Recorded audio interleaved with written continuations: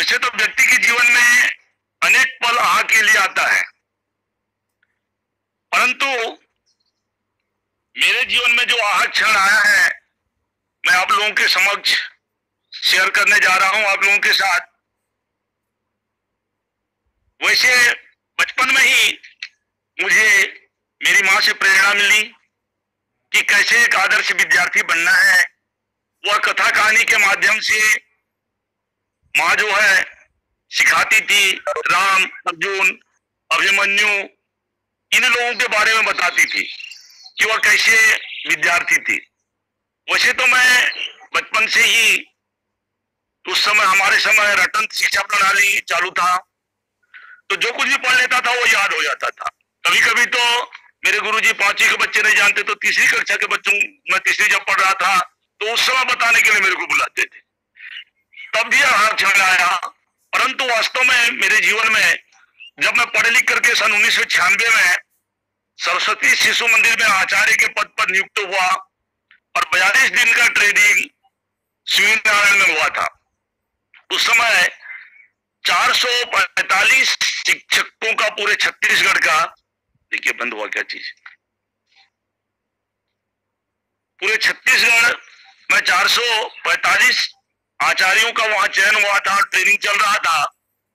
जब हमारा ट्रेनिंग समाप्त हो गया, ट्रेनिंग समाप्त होने के पश्चात, ट्रेनिंग समाप्त होने के पश्चात जब सारे लोगों की गतिविधि और कार्यों को जो आकलन कर रहे थे, माननीय श्री दुग्गल जी जो पंजाब के थे, रोशनलाल सक्सेना जी जो हमारे छत्तीसगढ़ संस्थान प्रमुख थे, और श्री शिव कुमार त्रिपाठी जी जो रिटायर प्रिंसिपल थे, उन्होंने जजमेंट में दिया कि सबसे अच्छा प्रस्तुति और सबसे अच्छे अंक गजाधर चौहान का आया है। उस समय मेरे जीवन में प्रेरणा मिली कि अच्छे कार्य करने से लोगों के बीच में ताली और शाबाशी मिलता है।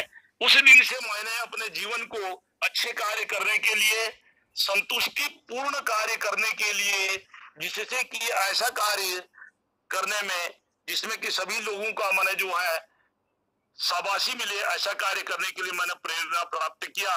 और तब से जो भी कार्य करता हूं लगन के साथ और अपने आप में आत्मसंतुष्टि हो, ऐसा कार्य करने के लिए मैं निरंतर कार्य करते आ रहा हूं।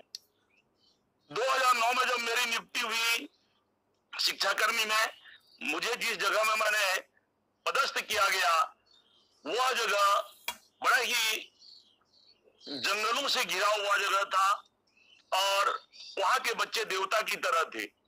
बच्चों को जब 10 बार बोला जाए तब बोलते थे, परंतु उनके साथ मेहनत करके जब उन्हीं बच्चों को मैंने तराशा और वे बच्चे जब एक दिन जाकर के विकास खंड बलरामपुर में अंग्रेजी में भाषण दिए, उस समय मुझे अपने आप में बड़ा ही आह महसूस होने लगा, बड़ा ही खुशी प्रसन्नता हुई। यही मेरी आज क्षण का जो बात है मैं आप लोगों के सामने रखा।